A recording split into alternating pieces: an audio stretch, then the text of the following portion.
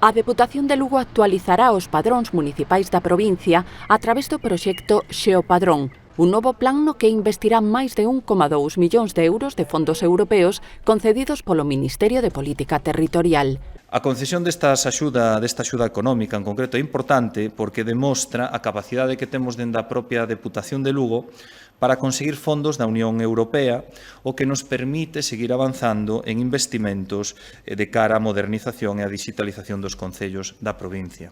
A posta en marcha de Xeopadrón implica a revisión en profundidade dos datos que o Instituto Nacional de Estatística manexa sobre os habitantes empadroados en cada concello e sobre as súas vivendas. Deste xeito, o INE contará cunha información depurada, contrastada, veraz e actualizada en relación aos habitantes de cada municipio.